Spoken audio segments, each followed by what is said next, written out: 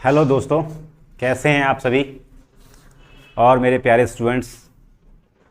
आज कल हम क्लास नहीं ले पाए थे, थोड़ा प्रॉब्लम्स थी। कोई नहीं, अब कंटिन्यू रहेगा। मैंने फ्राइडे को कुछ टॉपिक्स पढ़ाए थे। पहले तो ओम्स लॉ बताया था, ओम्स लॉ कहाँ कहाँ एप्लीकेबल है मैंने वो बताया था, और ओम्स लॉ पे कुछ न्यूमेरिकल्स कराए थे। ठीक है, आगे चलते हैं टाइम को देखते हुए, क्योंकि टाइम हमारे पास ज़्यादा नहीं है। ठीक है,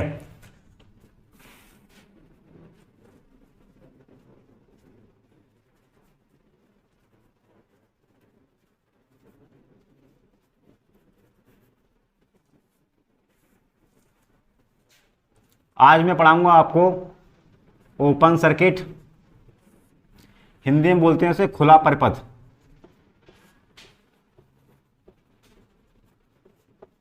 ये क्या होता है इसे समझो। ओपन सर्किट और शॉर्ट सर्किट दो टॉपिक हैं ये। और देखो,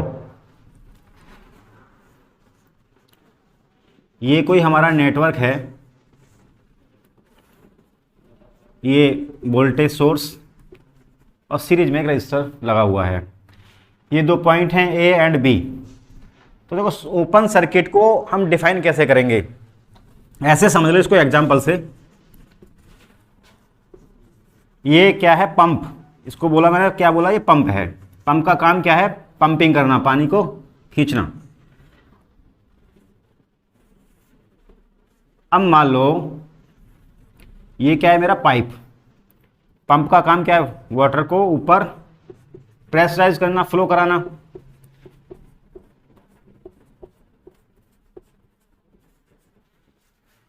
अगर मैं इस पाइप को बीच में से कट कर दूं तो मुझे ये बताओ, क्या इसमें से वाटर फ्लो होगा? नहीं होगा ना। तो सेम सर्किट को मैंने इलेक्ट्रिकल सर्किट को इससे रिप्लेस किया। यहाँ पॉइंट ए है और ये पॉइंट बी है। यहाँ से करंट फ्लो होना स्टार्ट हुआ, आई यहाँ से आगे गया, और ये क्या है, दोनों जो इसके एंड्स हैं सर्किट के, दोनों जो टर्मिनल हैं वो क्या हैं, ओपन। मतलब कोई भी वायर, इस ओपन सर्किट को डिफाइन कैसे करेंगे कि एक ऐसा सर्किट जिसके दोनों एंड किसी कंडक्टिंग वायर से कनेक्टेड ना हो। कंडक्टिंग वायर मतलब वो होता है जो, अब जैसे मान लो सर ने तो ये बोला था कि दोनों ओपन रहने चाहिए। मैं इसको किसी नॉन कंडक्टिंग मटेरियल से अगर कनेक्ट कर दूं, जैसे रस्सी हो सकती है, तो रस्सी में से क्या करंट फ्लो होता है? नहीं होता ना। ये ओपन है, रस्सी को भी बांध दूंगा मैं, इसको रस्सी से भी कनेक्ट कर दूंगा, तो इसको हम क्या कहेंगे, ओपन ही कहेंगे, क्योंकि वो कंडक्टिंग वायर नहीं है। तो इससे सबसे पहले कंडीशन क्या है कि ए और बी दोनों पॉइंट किसी कंडक्टिंग वायर से कनेक्टेड ना हो, उसको हम क्या बोलते हैं, ओपन सर्किट। तो देखो, ओपन सर्किट की कुछ एनालिसिस हैं, क्या क्या हैं। तो यहाँ से हमने जब करंट फ्लो कराएंगे तो क्या इसमें करंट फ्लो होगा? नहीं होगा ना। तो I इक्वल टू कितना होगा यहाँ, 0। तो याद रखना, पहला जो पॉइंट निकल के आया इसमें से, ओपन सर्किट में करंट की जो वैल्यू होती है वो हमेशा कितनी होती है, 0।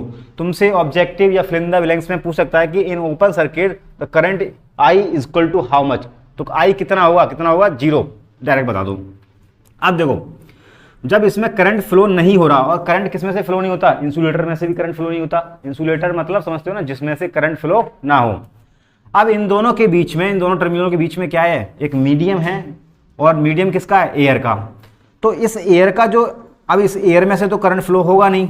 अब जब करंट नहीं फ्लो होगा तो मतलब आर कितना होगा इसमें, आर इक्वल टू इन्फिनिटी।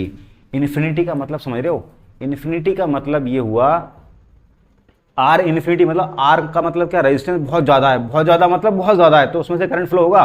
मैंने क्या बताया था आपको, रजिस्टर क्या होता है कि एक ऐसा एलिमेंट जिसमें से करंट फ्लो ना हो या वो करंट का अपोज करता हो।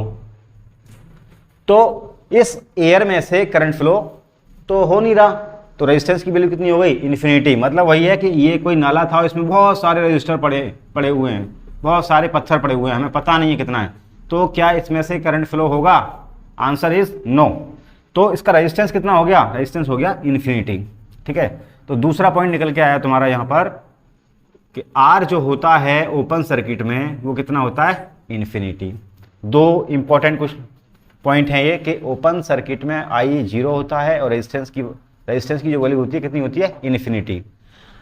मैं वोल्टेज की अगर बात करूं तो वोल्टेज कितना होगा इसमें है, आई जीरो होता है, रेजिस्टेंस इन्फिनिटी होता है, और B does not equal to zero, voltage की वैल्यू जीरो नहीं। देखो यहां से जो प्रेशर है वो तो प्रेशर रहेगा ना, तो यहां भी प्रेशर सेम रहेगा, यहां भी प्रेशर सेम रहेगा, और यहां पर जो प्रेशर होगा, जो वोल्टेज होगा वो भी क्या रहेगा, सेम। तो ओपन सर्किट में तीसरा पॉइंट जो तुम्हारा निकल के आया वो निकल के आया कि V does not equal to zero. तो ओपन सर्किट, खुला परिपथ, आई थिंक सबको समझ में आ गया होगा। तो ये तीन चीजें याद रखना। ओपन सर्किट में अब मैं नेक्स्ट टाइम जब कोई टॉपिक कराऊंगा तो सीधे I इक्वल टू जीरो लिखूंगा ओपन सर्किट में, R इन्फिनिटी लिखूंगा ओपन सर्किट में, और voltage does not equal to zero, voltage zero नहीं होता, कुछ ना कुछ यहाँ जो वोल्टेज यहाँ पर जो प्रेशर है वही प्रेशर यहाँ रहेगा, वही प्रेशर यहाँ रहेगा। ठीक है, तो किसी को नोट करना हो तो नोट कर लो। चलिए आगे चलते हैं।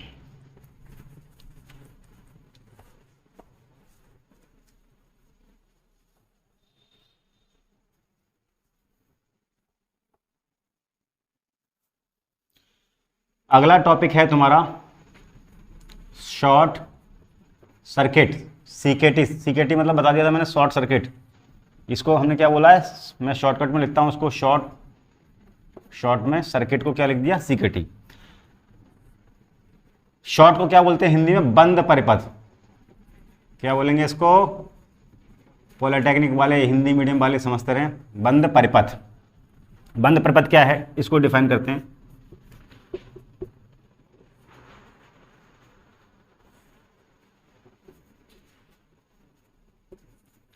ये वोल्टेज सोर्स है, ये रजिस्टर लगा हुआ है सीरीज में, ये दो पॉइंट हैं ए एंड बी। तो देखो शॉर्ट सर्किट को कैसे डिफाइन करेंगे कि जब ये किसी सर्किट के या किसी परिपथ के दोनों टर्मिनल किसी कंडक्टिंग वायर से, किसी कंडक्टिंग वायर से, रस्सी से कनेक्ट मत कर देना। बोले सर ने तो ये बोला था कि ये जुड़ा हुआ होना चाहिए, तो मैंने रस्सी से बांध दिया, तो रस्सी में करंट फ्लो नहीं होता। क्यों? क्योंकि वो क्या है, इंसुलेटर। ठीक है, किससे कनेक्ट करना है, ये किसी कंडक्टिंग वायर से। और कंडक्टिंग वायर क्या मतलब क्या है कि वो कंडक्टर जिसमें से करंट फ्लो हो सके। तो वो कंडक्टर चांदी का हो सकता है, सोने का हो सकता है, गोल्ड का, आयरन का, कॉपर का, एल्युमिनियम का। तो ये क्या होते हैं, सब कंडक्टिंग वायर। तो एक किसी परिपथ के या किसी सर्किट के दोनों एंड्स क्या होना चाहिए, किसी कंडक्टिंग वायर से कनेक्ट होना चाहिए। जैसे इसको ऐसे समझते हैं, पाइप के माध्यम से, ये मैंने एक पाइप बना दिया, और ये क्या है, पंप है पानी की। ये वाटर यहां से फ्लो होगा। अब हमने जो ये पाइप यहां से काटा था, मुझे क्या करना है, अगर ये पाइप कटा हुआ हो बीच में तो मैं क्या करूंगा, इसको जोड़ूंगा ना, दूसरा पाइप लगाऊंगा। यहाँ पे क्या लगाऊंगा, दूसरा पाइप। तो क्या वाटर फ्लो होगा ना, हाँ अब वाटर फ्लो होगा इसमें। और ये क्या है, इलेक्ट्रिकल सर्किट। ये कंडक्टिंग वायर से हमने इसको कनेक्ट कर दिया। तो देखो इसमें से जो करंट फ्लो होगा वो करंट यहाँ से इस तरीके से फ्लो होगा। ठीक है, पॉजिटिव एंड से नेगेटिव एंड की तरफ क्या होगा, करंट फ्लो होगा। तो इसमें देखो जब आई फ्लो हो रहा है तो आई तो जीरो नहीं होगा, आई जीरो नहीं हो सकता ना, क्योंकि करंट तो फ्लो हो रहा है ना इसमें, तो आई जीरो कैसे हुआ। तो पहला पॉइंट निकला इसमें से कि शॉर्ट सर्किट में जो करंट की वैल्यू होती है वो कितनी होती है, does not equal to zero, मतलब वो जीरो नहीं हो सकती, कोई ना कोई करंट उसमें फ्लो होगा, जीरो नहीं हो सकती। दूसरा क्या है, शॉर्ट सर्किट में जो वोल्टेज होता है, जो प्रेशर या वोल्टेज होता है वो कितना होता है, जीरो। वोल्टेज कितना होता है, जीरो। तो दूसरा पॉइंट निकल के आया कि शॉर्ट सर्किट में जो वोल्टेज की वैल्यू है, जो वोल्टेज का मान है वो कितना होता है, जीरो। तो ओम्स लॉ से अगर हम बात करें आई आर की, तो R is equal to V upon I. समझ में आ गया ना ये भाई, V इक्वल टू कितना होता है, I इंटू आर। यहाँ से R निकालोगे, I को इसके नीचे पहुँचा दो, तो R कितना आ गया, V अपॉन आई। अब देखो यहाँ पर वोल्टेज कितना है, जीरो, और करंट की कोई ना कोई वैल्यू है, तो जीरो अपॉन कुछ भी करोगे तो R की वैल्यू कितनी आएगी, तो R की वैल्यू कितनी आएगी, जीरो। तो याद रखना शॉर्ट सर्किट में जो रेजिस्टेंस होता है वो कितना होता है, जीरो। तीन पॉइंट निकल के आए, जो ये तीनों क्वेश्चन बनते हैं इन पे छोटे छोटे, ITI वालों भी देखते रहना क्योंकि उनके लिए भी ये यूजफुल है। शॉर्ट सर्किट में बंद परिपथ में I जीरो नहीं होता, V जीरो होता है, वोल्टेज का मान जीरो होता है, और रेजिस्टेंस का मान कितना होता है, जीरो। मैं ओपन सर्किट की अगर बात करूं तो उसमें रेजिस्टेंस यहाँ कितना था, infinity, voltage does not equal to zero, voltage zero नहीं था, और I कितना था उसमें, जीरो। तो आई थिंक मैं समझता हूँ ये समझ में आ गया होगा आपको। स्क्रीनशॉट लेना चाहो स्क्रीनशॉट ले लेना, बाद में आप लोग उसको कॉपी पे लिख सकते हो। अभी टाइम नहीं मिल पा रहा है तो आप अपने फ़ोन से स्क्रीनशॉट खींच लिया करो, ठीक है।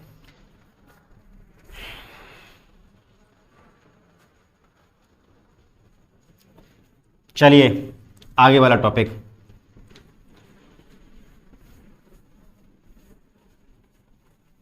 ओपन सर्किट, शॉर्ट सर्किट समझ में आ गए होंगे सबके, सिंपल है। जिसको समझ में ना आए तो दोबारा वीडियो को देख लेना। और मेरे जो पुराने लेक्चर्स हैं, अभी आज जो स्टूडेंट नए आए हैं या नए जुड़े हैं, वो मेरे पुराने वीडियो देख सकते हैं, ठीक है। पुराने वीडियो देख लेना, शुरू से मैंने पढ़ाया है। आगे चलते हैं।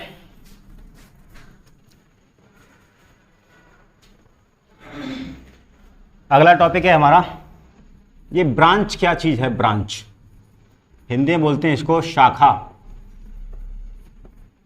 हिंदी में क्या बोलते हैं इसको, शाखा। तो देखो कोई हमारा ये नेटवर्क है, मैं नेटवर्क बना देता हूं, फिर समझ में आएगा आपके।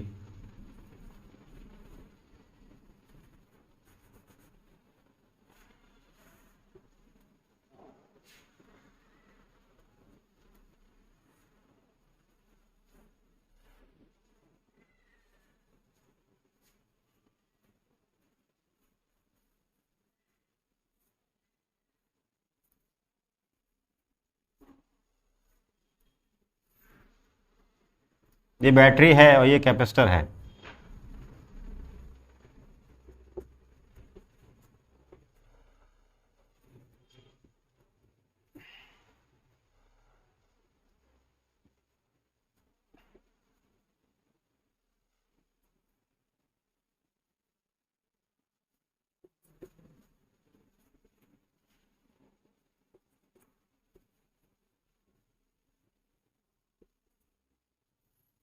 तो देखो ब्रांच को कैसे डिफाइन करोगे, ब्रांच क्या है, a group of element. Element कौन से हैं, मैंने तीन बताए थे, R, L and C, current source और वोल्टेज सोर्स। एक ग्रुप ऑफ एलिमेंट मतलब एलिमेंट्स का ग्रुप एक दूसरे से आपस में कनेक्टेड हो और जिसके केवल दो एंड्स हों। क्या हों, केवल दो एंड्स। जैसे दो एंड्स किसके हो सकते हैं, ये मान लो मैंने यहां से ये निकाल लिया, ये हो गया आर और ये हो गया एल। तो ग्रुप ऑफ एलिमेंट्स हैं, ये R1 और L1 दोनों क्या है, ग्रुप ऑफ एलिमेंट, और जिसके एंड कितने हैं, दो एंड होने चाहिए। तो ब्रांच को कैसे डिफाइन करोगे, a group of element are connected to each other and which has two terminals A and B, या which has two ends A and B. तो ये क्या है, ब्रांचेस। तो देखो ये इसमें ए एंड बी ये ब्रांचेस है, बी एंड सी ये ब्रांचेस है, बी एंड डी ये ब्रांचेस है, और डी और सी ये ब्रांच है, और सी और ए ये एक ब्रांच है, ठीक है। तो ब्रांच समझ में आ गया। अब बात करते हैं मैश और लूप। तो पहला है ब्रांच, दूसरा है मैश और लूप। मैश और लूप क्या है,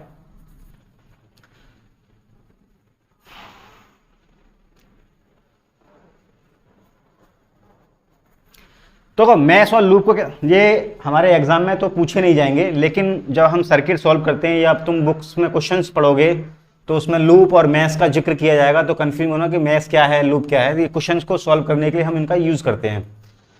तो छोटी छोटी चीजें हैं। तो मैश और लूप क्या है, जैसे एक ब्रांच ये है, दूसरी ब्रांच ये है, ये ब्रांच है, ये ब्रांच है, ये ब्रांच है। तो सेट ऑफ ब्रांचेस क्या है, मैश को कैसे डिफाइन करोगे, सेट ऑफ ब्रांचेस मतलब बहुत सारी ब्रांचेस का एक सेट, और जो एक क्लोज पाथ बनाती हो। क्या बनाती हो, एक क्लोज पाथ बनाती हो। तो यहां से क्या, ये एक ब्रांच, एक ब्रांच, एक ब्रांच, तो ये सेट ऑफ ब्रांचेस हो गया ना, एक ब्रांचेस का सेट, और उसमें क्या होना चाहिए, एक क्लोज पाथ होना चाहिए। उसको क्या बोलते हैं हम, लूप। तो ये क्या हो गया, इसको मैंने मान लिया लूप फर्स्ट, ठीक है। दूसरा, एक ब्रांच ये रही, एक ब्रांच ये रही, एक ब्रांच ये रही, तो ये क्या है, सेट ऑफ ब्रांचेस, और क्या फॉर्म कर रही है, एक क्लोज पाथ फॉर्म कर रही है। तो ये क्या हो गया, लूप सेकंड। इसको क्या बोलेंगे हम, लूप सेकंड।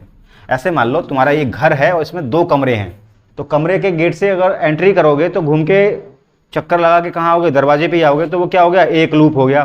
फिर दूसरे कमरे में एंट्री करोगे, दूसरे कमरे में एंट्री करोगे, फिर घूम के आओगे, फिर दरवाजे पे आ जाओगे, तो मतलब क्या हो गया, दो कमरे, तो कितना हो गया, दो लूप हो गए। तो इसको कमरा मान लो, ये रूम 1, ये रूम 2, तो लूप 1 और ये लूप 2। जब हम केवीएल केसीएल कराएंगे तो उसमें ये लूप 1 लूप 2 यूज किए जाएंगे, तो समझ लेना इसको। अगला है इसी में नोड और जंक्शन, हिंदी में बोलते हैं इसको संधि। क्या बोलते हैं इसको, संधि। ये क्या चीज है, नोड और जंक्शन। देखो नोड और जंक्शन क्या है, एक ऐसा कॉमन पॉइंट, क्या, ऐसा एक कॉमन पॉइंट जिस पे बहुत सारी ब्रांचेस आके मिलती हों। क्या है, देखो एक ब्रांच यहां से आई, ये यहां पर मिल गई, दूसरी ब्रांच आई, ये यहां पर मिल गई, तीसरी ब्रांच आई, ये यहां पर मिल गई। तो ये सारी जो ब्रांचेज है यहां मिल रही है ना, तो एक नोड ये हो गया, एक नोड ये हो गया, इसको बोलते हैं हम डेटम नोड। क्या बोलते हैं इसको, डेटम नोड। तो नोड और जंक्शन क्या हुआ कि एक ऐसा कॉमन पॉइंट जिसपे बहुत सारी ब्रांचेस आके एक ही पॉइंट पे मिलती हैं, उसको हम क्या बोलते हैं, नोड और जंक्शन। अच्छा, नोड और जंक्शन में भी डिफरेंस है, दोनों में क्या डिफरेंस है वो बता देता हूं मैं तुम्हें। तो जंक्शन हम किसको बोलते हैं, जंक्शन हम उसको बोलते हैं जहां पर मोर देन 2 ब्रांचेस, कितनी, मोर देन 2 ब्रांचेस आके मिलती हैं, उसको हम जंक्शन बोलते हैं, 2 या 2 से ज्यादा। जैसे मान लो मैं अलीगढ़ की अगर बात करूं तो अलीगढ़ क्या है, जंक्शन है। रेलवे स्टेशन पे जाते हैं ना, अलीगढ़ रेलवे स्टेशन पे, उसको हम बोलते हैं अलीगढ़ जंक्शन। तो जंक्शन क्यों बोलते हैं उसको, क्योंकि वहां पर 2 से ज्यादा रेलवे ट्रैक हैं, एक कानपुर के लिए है, एक दिल्ली के लिए है, और एक किसके लिए है, बरेली के लिए, तो इसलिए उसका नाम क्या है, जंक्शन। ठीक है, तो नोड, जंक्शन, मैश, लूप और ब्रांच, ये समझ में आ गया सबके। ब्रांच को कैसे डिफाइन करोगे, मैश और लूप को कैसे डिफाइन करोगे, नोड और जंक्शन को कैसे डिफाइन करोगे, ये सारी चीजें समझ में आ गई होंगी। ना समझ में आए तो मेरे इस लेक्चर को बैक कर लेना, फिर दोबारा से समझ लेना, और कोई प्रॉब्लम हो तो कमेंट कर देना। ठीक है, आगे चलते हैं, आगे चलते हैं। आई थिंक सबको समझ में आ गया होगा ये branch, mesh, loop, node, junction. अगला टॉपिक है हमारा voltage source and current source.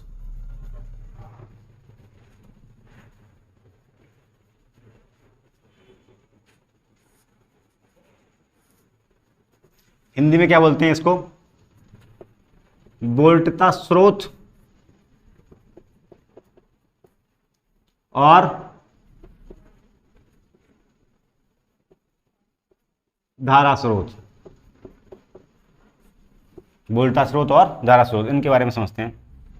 Actually में है क्या चीज ये, वोल्टेज सोर्स, करंट सोर्स है क्या चीज, नाम सुना है क्या। देखो, चाहे हमारा इलेक्ट्रिकल सर्किट हो चाहे इलेक्ट्रॉनिक सर्किट हो, 2 सर्किट होते हैं, या तो इलेक्ट्रिकल होगा या इलेक्ट्रॉनिक होगा।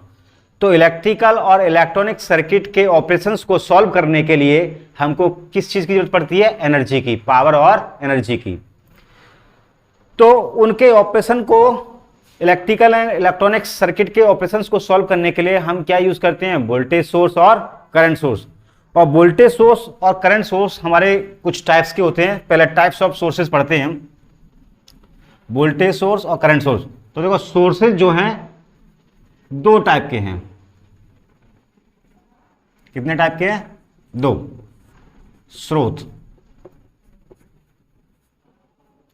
कौन कौन से,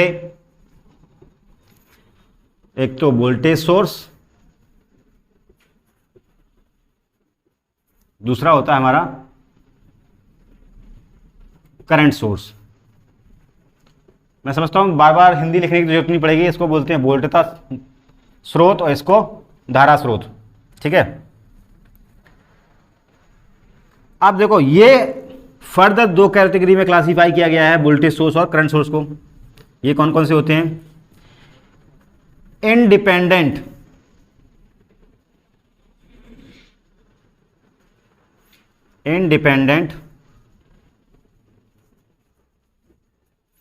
वोल्टेज सोर्स, शॉर्टकट में वोल्टेज को मैं आगे से ये बनाऊंगा, वोल्टेज सोर्स और dependent voltage source.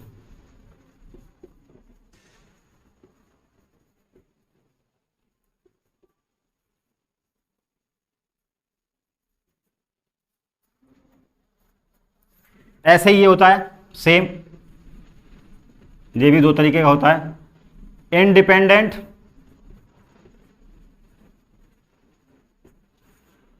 Current source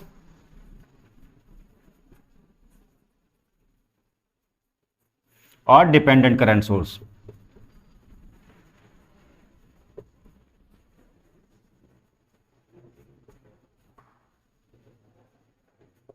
ठीक है, सोर्सेस कितने टाइप के होते हैं, वोल्टेज सोर्स और current source.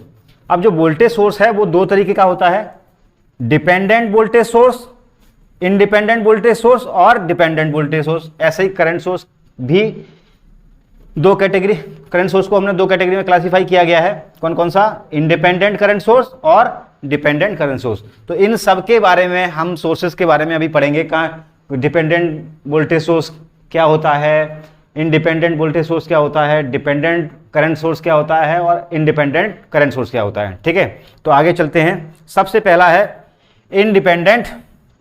Independent voltage source. एक मिनट, स्क्रीनशॉट तो तुम लोग लेना भूल गए। इंडिपेंडेंट वोल्टेज सोर्स, स्क्रीनशॉट ले लेना। आगे चलते हैं।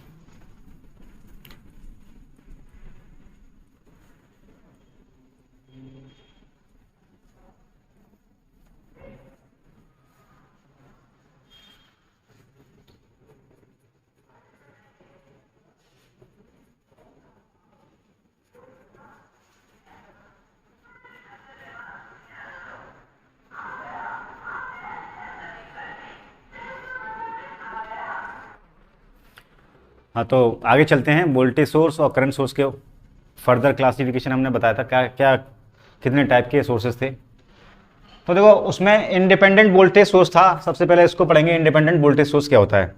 तो नाम से ही पता चल रहा है इंडिपेंडेंट मतलब कि कोई भी चीज़ इसमें डिपेंडेंट नहीं है, मतलब किसी पे डिपेंड नहीं है। इंडिपेंडेंट कहते हैं ना हम लोग कि हम लोग इंडिपेंडेंट हो जाएंगे, स्टूडेंट्स पढ़ते हैं और पढ़ने के बाद कहते हैं ना पेरेंट्स पे हम डिपेंड नहीं रहे और हम खुद अपनी अर्निंग कर रहे हैं, तो उसको क्या बोलते हैं, इंडिपेंडेंट। अभी तुम लोग सब लोग पढ़ रहे हो तो किस पे डिपेंड हो, फादर पे डिपेंड हो, पेरेंट्स पे अभी क्या हो, डिपेंडेंट हो। तो इंडिपेंडेंट मतलब किसी पे डिपेंड ना रहना। तो इंडिपेंडेंट का मतलब यहाँ पे समझ में आ गया होगा।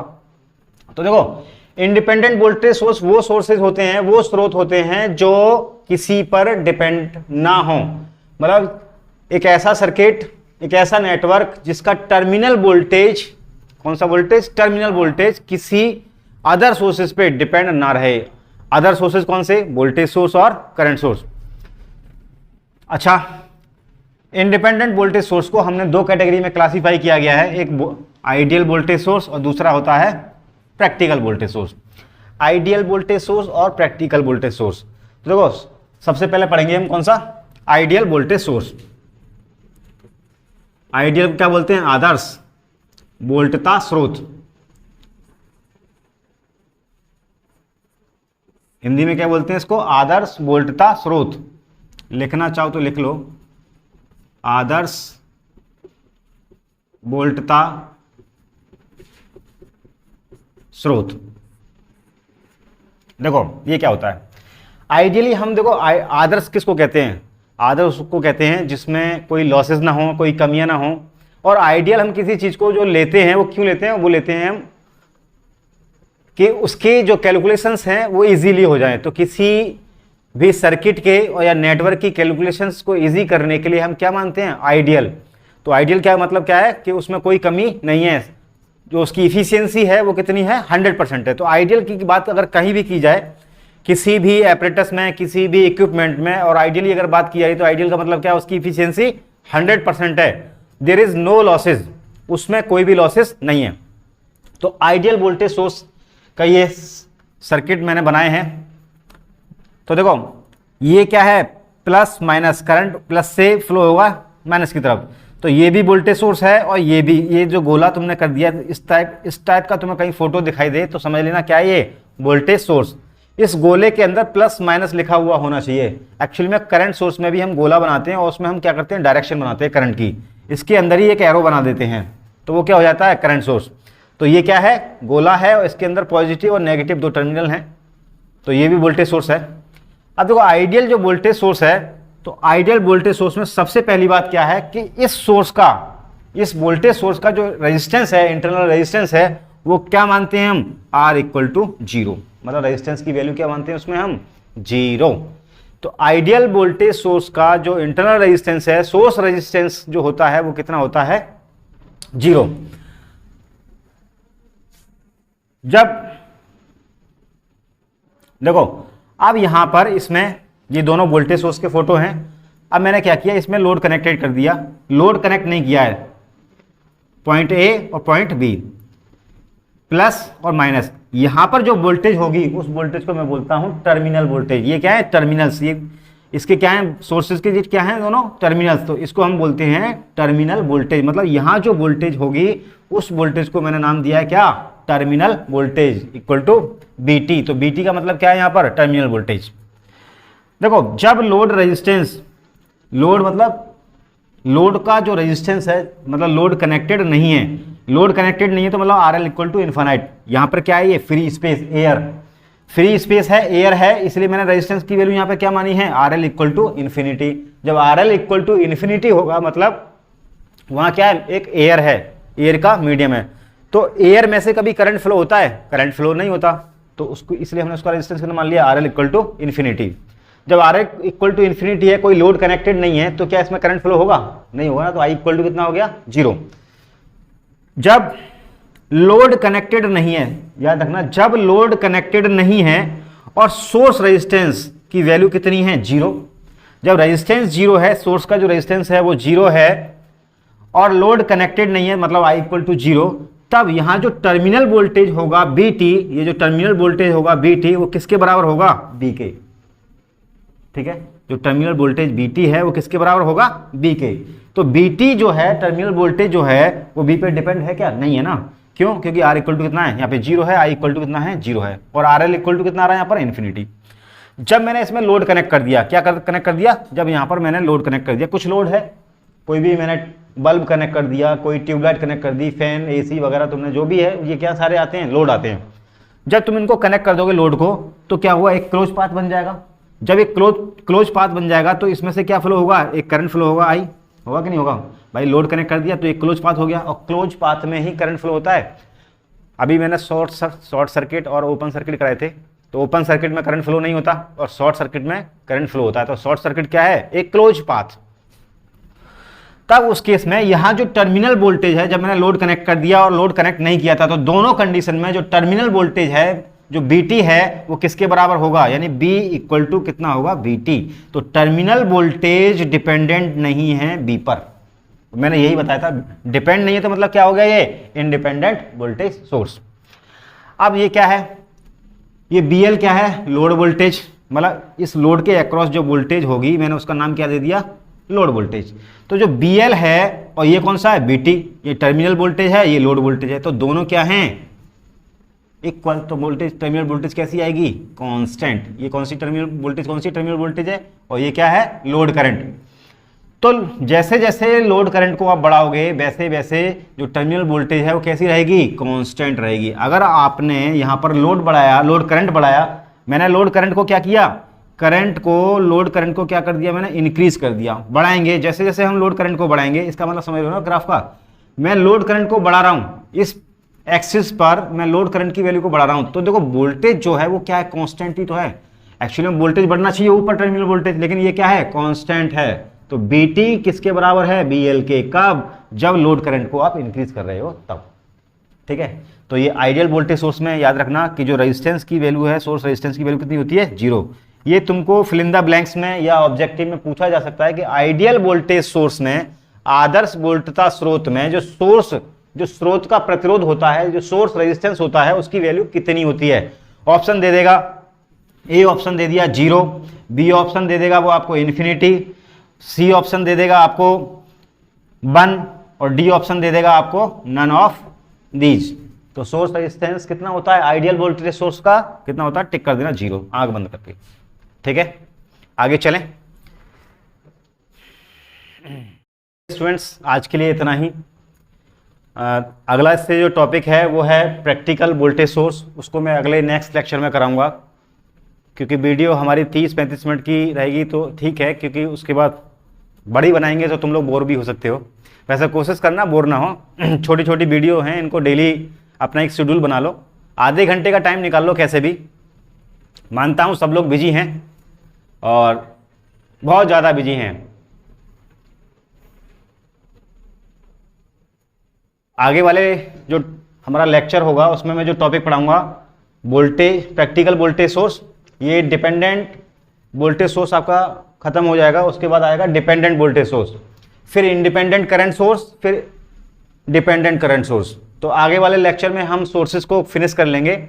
ठीक है, तो आपको वीडियो अच्छी लगी हो तो अपने फ्रेंड्स जो रूरल एरिया में रहते हैं, जिनको पता नहीं है, आप उन लोगों को शेयर करिए जिससे उनका कुछ भला हो जाए।